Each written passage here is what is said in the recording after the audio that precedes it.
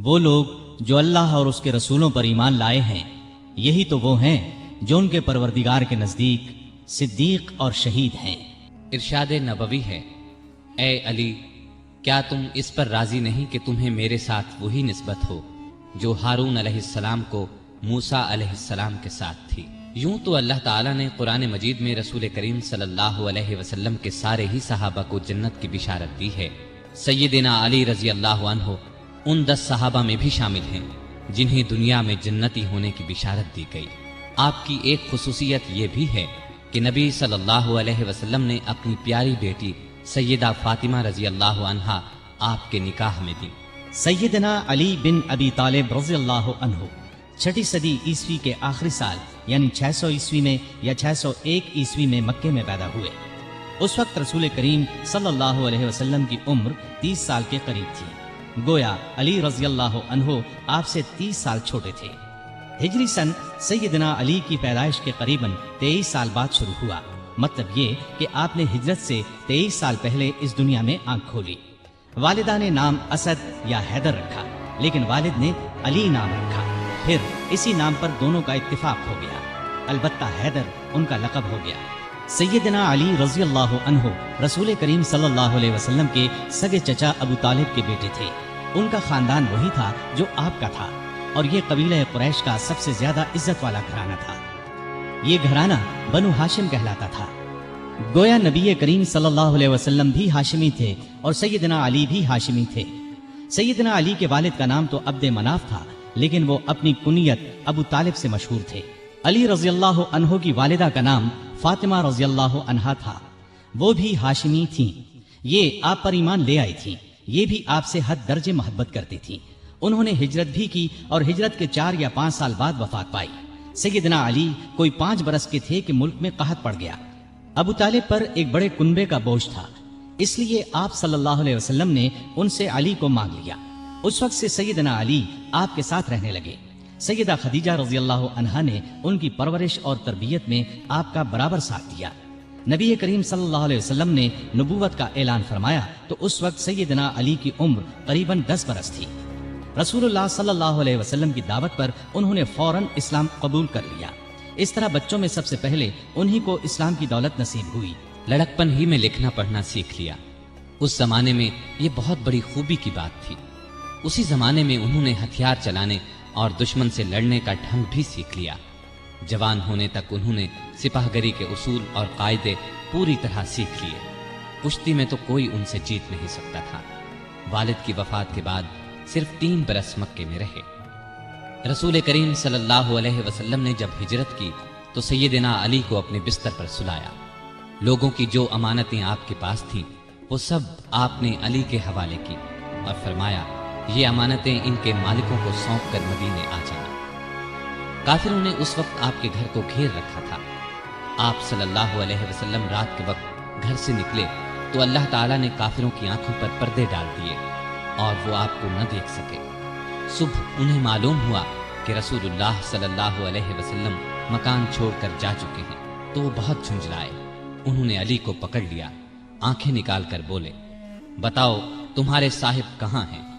اس پر سیدنا علی نے جواب دیا، مجھے کچھ معلوم نہیں کہ وہ کہاں ہیں۔ یہ جواب سن کر انہیں سخت غصہ آیا، ڈانٹ ڈپٹ کی، پھر انہیں اپنے ساتھ لے گئے، ایک جگہ قید کر دیا، لیکن جب ان سے کچھ معلوم نہ ہو سکا تو چھوڑ دیا۔ اب انہوں نے لوگوں کی امانتیں لوٹائیں۔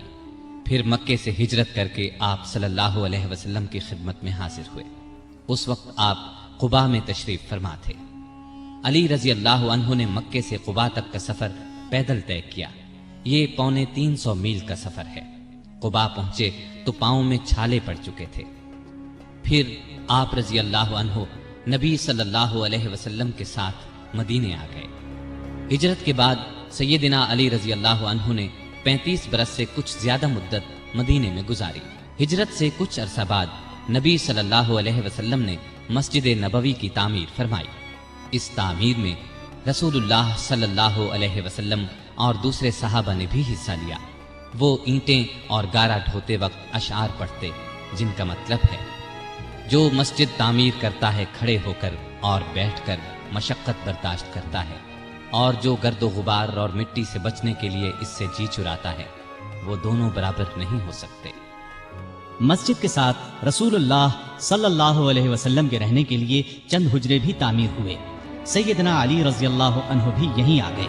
ہجرت کے بعد آپ نے بھائی چارہ کرایا تو علی کو اپنا بھائی بنایا۔ ہجرت کے دوسرے سال آپ نے اپنی پیاری بیٹی سیدہ فاطمہ رضی اللہ تعالی عنہا کی شادی علی سے کر دی۔ اس وقت سیدنا علی کے پاس ایک زرہ اور ایک گھوڑے کے سوا کچھ نہیں تھا۔ انہوں نے یہ زرہ سیدنا عثمان کے ہاتھ 480 درہم میں فروخت کر دی۔ سیدنا عثمان رضی اللہ عنہ نے یہ رقم انہیں دے دی اور زرہ بھی یہ کہہ کر لوٹا دی کہ یہ میری طرف سے تحفہ ہے۔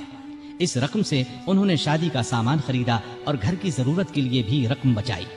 نبی کریم صلی اللہ علیہ وسلم نے صحابہ کو جمع فرمایا، ان کے سامنے نکاح پڑھایا۔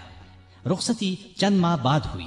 زرہ کی قیمت میں سے جو رقم بچی تھی اس سے سیدنا علی نے ولیمے کی دعوت کا انتظام کیا۔ اس دعوت میں کھجوریں، جو کی روٹی، پنیر اور ایک خاص قسم کا شوربہ تھا۔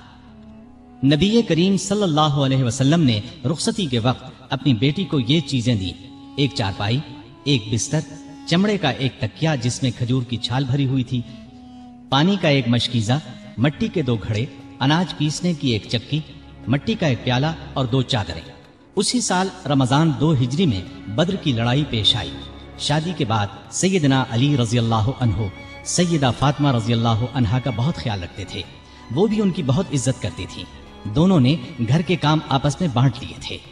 ایک روز آپ صلی اللہ علیہ وسلم ان کے گھر تشریف لائے تو علی گھر میں نہیں تھے۔ سیدہ فاطمہ سے پوچھا تو انہوں نے فرمایا کہ میرا ان سے کچھ جھگڑا ہو گیا تھا، غصے میں گھر سے باہر چلے گئے ہیں۔ آپ نے ان کے بارے میں پتہ کرایا تو وہ مسجد میں سو رہے تھے۔ آپ مسجد میں تشریف لے گئے، وہ واقعی وہاں سو رہے تھے۔ چادر پہلو سے سرک گئی تھی اور مٹی ان کے جسم سے لگ گئی تھی۔ آپ مٹی پوچھنے لگے اور فرمایا، ابو تراب اٹھو، ابو تراب اٹھو۔ اس روز سے آپ کا لقب ابو تراب مشہور ہو گیا۔ تراب مٹی کو کہتے ہیں، یعنی مٹی والا۔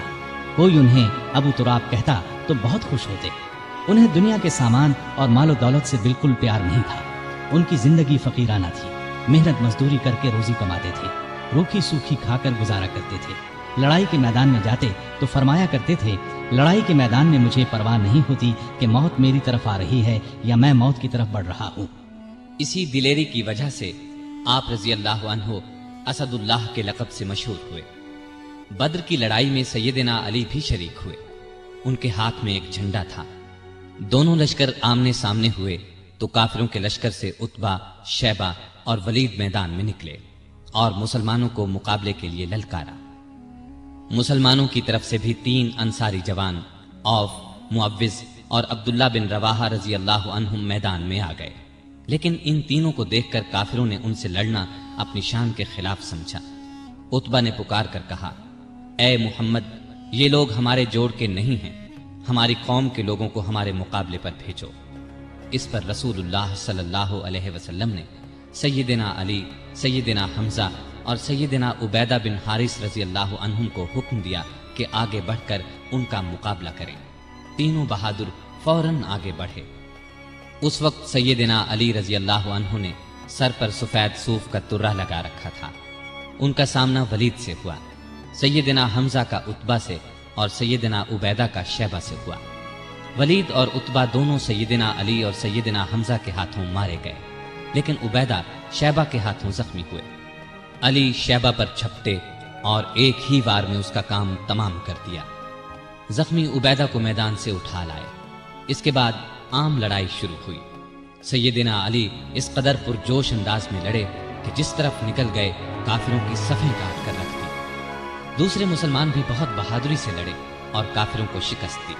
ان کے بڑے بڑے سردار اس لڑائی میں مارے گئے، یہاں تک کہ ابو جہل بھی جہنم رسید ہوا۔